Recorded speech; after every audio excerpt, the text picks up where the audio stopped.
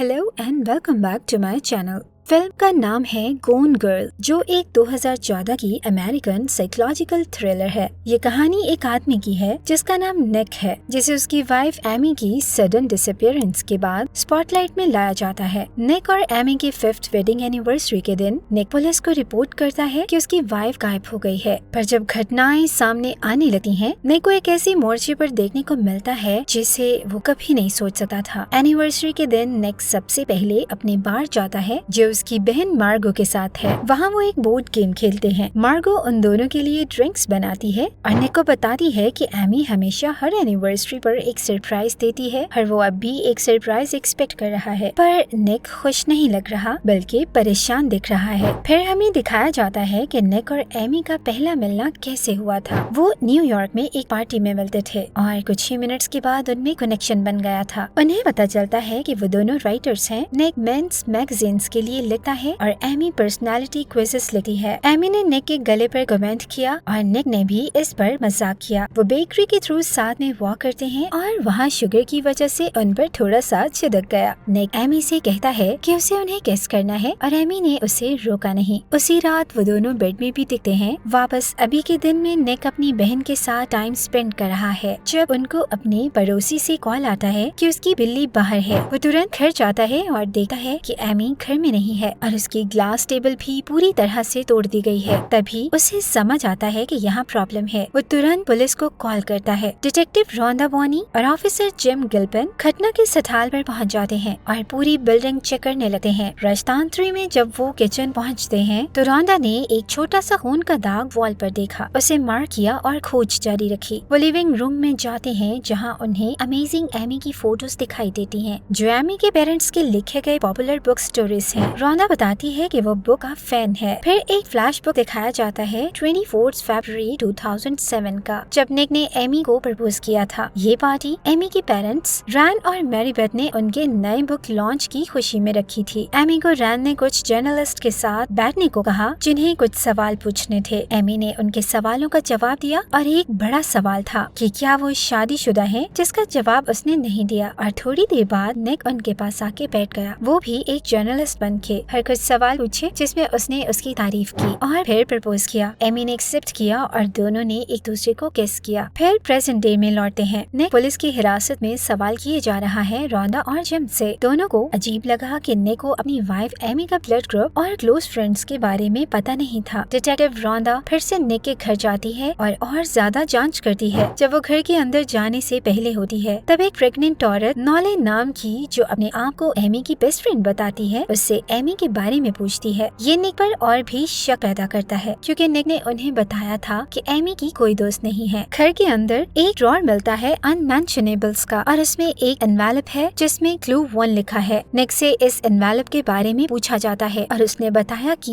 ये normal practice है। Amy हमेशा अपनी एनिवर्सरी पर ऐसे क्लूज छोड़ती है। अगले दिन एक प्रेस कॉन्फ्रेंस किया जाता है केस की अवेयरनेस बढ़ाने के लिए, जिसमें एमी के पेरेंट्स भी मौजूद होते हैं। पर सबको हैरत हुई जब निक को देखा गया कि वो प्रभावित नहीं लग रहा है और इसे बुरा करने के लिए एक फोटोग्राफर ने उसकी तस्वीर ली जब वो एमी के पोस्टर के साथ पोज कर रहे थे। उसी रात वो अपने डैड की छोड़े हुए घर जाती है और थोड़ी देर बाद रोंडा घर में आती है। ये निक को दिखाता है कि रोंडा उससे पहचानती नहीं है। वो गुस्सा हो जाता है और उसे अपनी कार तक छोड़ देता है। फिर हमें उनकी जिंदगी के एक फेज की याद आती है जब सब कुछ खराब था। एमी की डायरी में ये सब लिखा है कि उसका रिश्ता खराब हो रहा था जब उन्हें पर्सनल और फाइनेंशियल चैलेंजेस का सामना करना पड़ा। दोनों की नौकरानियां चली गई थी, पर एमी ने इसको सिर्फ बैकग्राउंड नॉइस माना था जब तक उनके पास एक दूसरे का साथ था। पर उनकी परेशानी बढ़ गई जब एमी के पेरेंट्स ने उसके नियरली $1 मिलियन की ट्रस्ट फंड से पैसे मांगने की बात की, जिससे निक पर गुस्सा आया था। निक शादी में रुचि कम होने लगा और वो इलेक्ट्रिशियंस पर ओवर स्पेंड करता रहा, जिसकी वजह से एमी को महसूस हुआ कि वो सिर्फ फिजिकल इंटीमेसी के लिए इस्तेमाल हो रही है। जब निक की माँ को ब्रेस्ट कैंसर का डायग्नोस मिला, जिससे उन्हें मियोरी शिफ्ट होना पड़ा। तब एमी ने उनका साथ दिया, पर वो ये भी अपसेट थी कि निक ने इस बारे में पहले उनसे डिस्कस नहीं किया। फिर प्रेजेंट डे में लौटे हैं। निक अपनी बहन के घर में है और वो दरवाजे पर नॉक सुनते हैं। एंडी आती है और वो उनकी गर्लफ्रेंड लगती है। जैसे ही वो घर में आती है, वो निक को किस करने लगती है। वो पूरी रात साथ बिताते हैं और जब सुबह एंडी चुपके से चली जाती है तो मार्गो उसे देख लेती है। वो निक पर गुस्सा होती है और उसे वार्निंग देती है कि मीडिया को पता नहीं चलना चाहिए। उसी रात एमी के लिए एक विजिल किया जाता है और इस बार निक ज्यादा एम्पैथेटिक दिख रहा है, अपनी वाइफ से प्यार जताते हुए सबके सामने और बीच में। नोएल निक को बुलाती है और सबको बता देती है कि एमी 6 वीक्स की प्रेग्नेंट है। सब निक पर भड़कते हैं, पर उसे पुलिस के जरिए वहाँ से बाहर निकाल दिया जाता है। रात को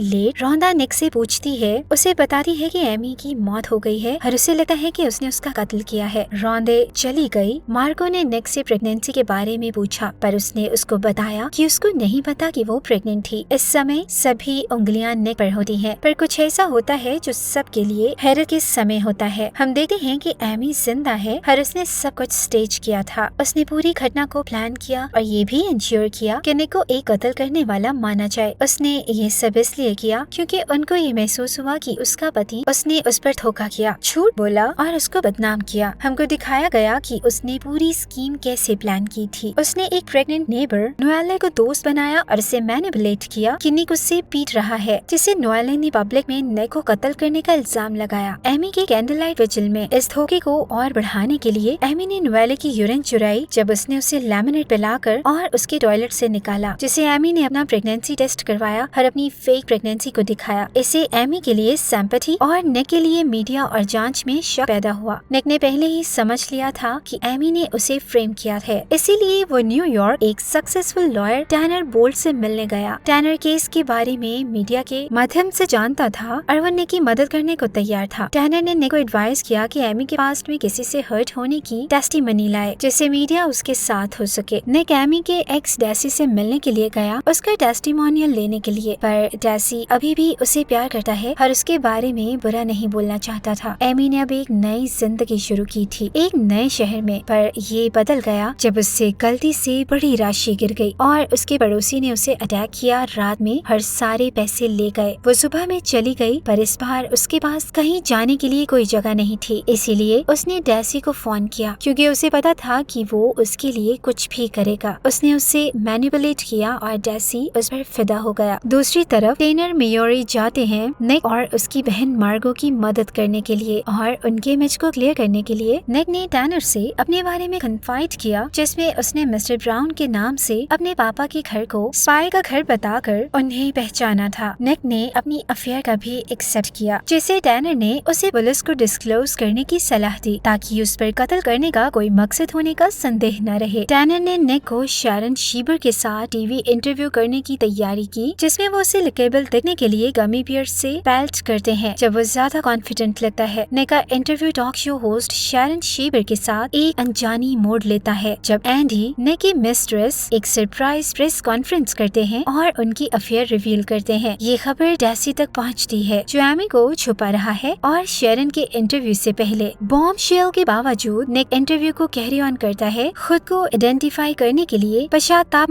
करने के तौर पर दिखाते हुए, पर वो मानता है कि उसने अपनी वाइफ को नहीं मारा है। वो सीधे कैमरा के सामने एमी को एड्रेस करता है, अपने प्यार का इजहार करते हुए और एक चुके से इशारा करते हैं जो एमी को एक कोडेड मैसेज के रूप में पहचान सकती है। निक के साथ इंटरव्यू देख रहे हैं उनकी बहन मार्गो, जो ऑनलाइन चेक करती है और देखती है कि पब्लिक रिएक्शन निक के परफॉर्मेंस के बाद ज्यादा सिंपैथेटिक हो रहा है। एमी और डेसी भी इंटरव्यू को देखते हैं और उन्हें इससे टच्ड होता है। एमी अपने हस्बैंड के पास वापस आना चाहती है, पर एक प्रॉब्लम है, डेसी अभी भी उसे पागल है और उसे जाने नहीं देगा। उसे पता था कि उसे उससे निकालना होगा और उसने ये भी किया। उसने फिर से हर जगह को दिखाया कि वो थी और उसके बाद डेसी की तरफ से एमी की हत्या की। 1 महीना के करीब एमी के गायब होने के बाद एमी अपने और निक के घर पर डेसी के खून से ढके हुए आती है। निक को शॉक होता है, पर आखिर में निक को कत्ल करने वाला नहीं माना जाता है। एमी को हॉस्पिटल में भगाया जाता है, जहां डॉक्टर कंफर्म करते हैं कि उसका बुरा हाल किया गया था। कई रिपोर्टर्स पहुंचते हैं और एमी उन्हें एक छोटी कहानी बताती है। निक इस पर विश्वास नहीं करता था, पर इसे कोई फर्क नहीं पड़ता क्योंकि उसने पहले से ही पूरी अमेरिका को बेवकूफ बना दिया था। फिल्म उस सीन पर खत्म होती है जब निक और एमी अपने घर में वापस आते हैं। निक एमी को बताता है कि वो घर छोड़ देगा, पर एमी उसे धमकी देती है कि अगर वो ऐसा करता है तो उसकी जिंदगी बर्बाद कर देगी।